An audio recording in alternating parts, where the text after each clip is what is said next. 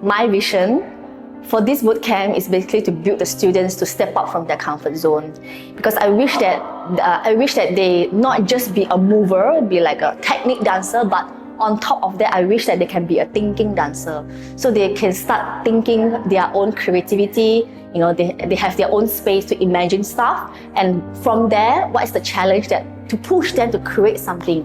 I was quite amazed, like, you know, I can see the different side of them. Like initially, because I always like glance through the windows to see, like, but these 2 days, they really surprised me. If let's say your technique is not that strong, but on top of that, her creativity side is stronger. So through this camp, I can really see the different side of them. Yeah, just amazing. I wish to continue this. I wish to continue this momentum, because I feel that the students, even the dancers, even non-dancers, I believe, you know, as long as the passion, they want it, I think this camp really suitable for them, because we really like crafted everything. As program director, I think our role is really align the key learnings that we want for the students without losing touch with Danztech's vision, wanting to build champions, especially in the contemporary and lyrical and ballet dance world in Malaysia. So that process requires a lot of negotiation internally and externally with the instructors that we want, and also to ensure we deliver enough value to the parents, thinking that it's worthwhile to send their kids over under our care for 48 hours. So I think a really before-after kind of thing is really working with a team who have never worked together before, because this is our very first boot camp, and trying to find synergy in a very short period of time to deliver that value to participants and give them somehow, hopefully, a life-changing experience. As an executive producer, I would think that not just need to think the participant point of view, and also I need to think that how the modules work for the expertise as well. Because the expertise is like our instructor that we need to invite to conduct the training, and then what are the things that we wanted to give the participants. And also, not just the participants, and what the instructor can learn from the participants as well. I think the overall one word that come in my mind is hopeful. Hopeful, yes. No, not just the momentum. I think it's like the dance production that will start with jumpstart, followed by the sales, and then this is the first momentum, and we will be the second, third, and ongoing ones. It's hopeful.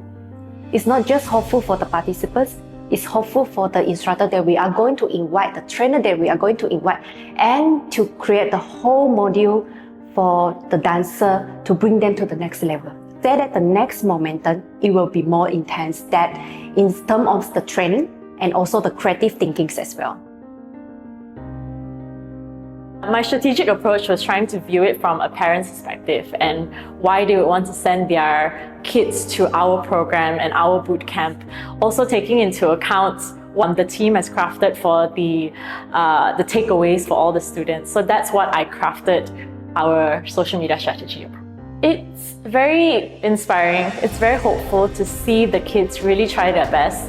As tiring as it was, as much as it really was a 2-day filled boot camp, you could see the kids' passion slowly come out, especially when you detach them from their devices and you just put them in an environment where they have purpose, they have something to look forward to, and they knew what they were going to do with these brilliant instructors that we brought.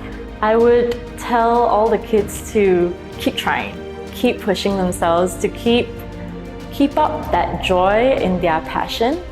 No matter how difficult it may be, I would tell them to just keep doing what they love.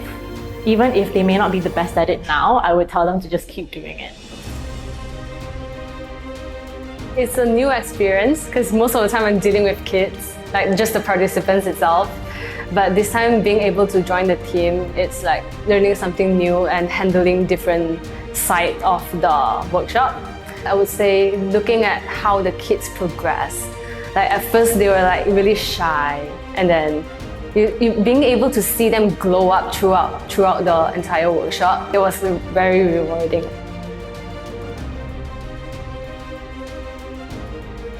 our students are known for their techniques. Our students are known for being brave and fierce on stage, but I think the whole idea of having the ups and downs of a story is missing. So that's why there is a missing link between the narration and the emotion. You feel like they're dancing, but they're almost turning into robots who only focuses on technique. So the whole narration idea is to really help them open up and get connected and own the feelings that they have. And then I'm very grateful to be supported by Serena, who then provided expression and dramatic tools to help them kind of map things out as they go. Today was to be able to express themselves so that when they tell their stories, that their characters can come to life, that they're able to emote and project their emotions in a way that the audience will be able to understand. I was a bit concerned in the beginning because they've never been to a drama class, but they did really, really well. Some of them, they had a really tiring morning session and they were tired, but they still gave their best and they were able to try out different things that they've never done before. So I'm really happy about that, and I'm really impressed as well with some of the activities we did, that some of them really showed projection of emotion, and some of them were very mature in being able to showcase different levels of emotions as well. That it wasn't just straight sad or straight angry, but they could show the ups and downs and the waves. So I think that's really a lot of potential in this group. I think it's so important, especially when I became a mom, to be able to let children express all their emotions, to not lump emotions into good or bad, but to be able to sit with every emotion. Even if it's an uncomfortable emotion, can you sit with being sad? Can you sit with being lonely and not be scared of the emotions so that you can cope with it? And through drama, we're able to express all the different kinds of emotions in a very safe space. This is my first time conducting a workshop alone, because I have never taught a workshop alone before, and the preparation work is stressful because it's not something like a class, a casual class, but an actual workshop that we actually want people to take things home.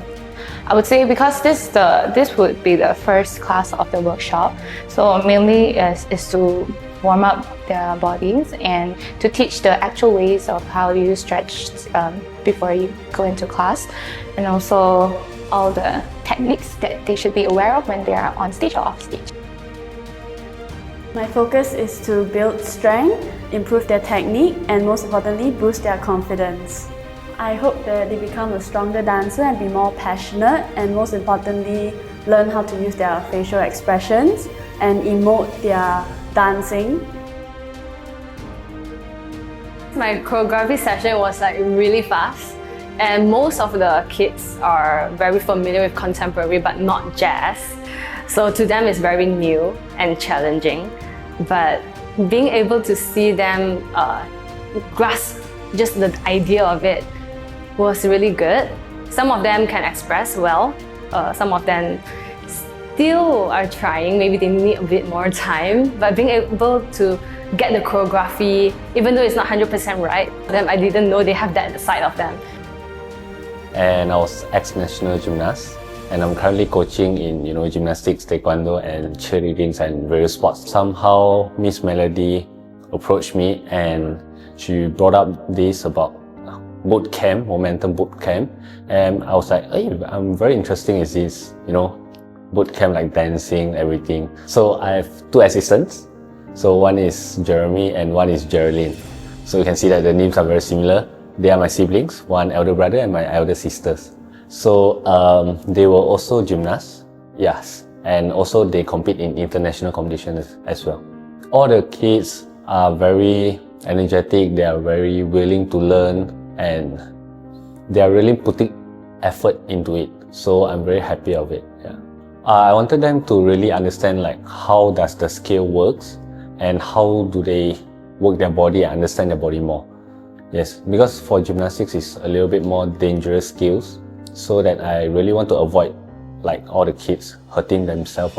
Talking with the kids, teaching the kids, and watch them progressing, the way they achieve something.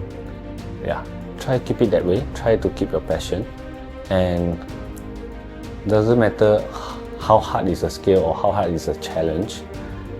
You'll overcome it. You'll go through it. So just keep going and don't give up. So the area of focus that we've chosen is basically to incorporate the body awareness, and then to let them, as young as they are, to understand certain principles. How can they actually start preparing and care for their body?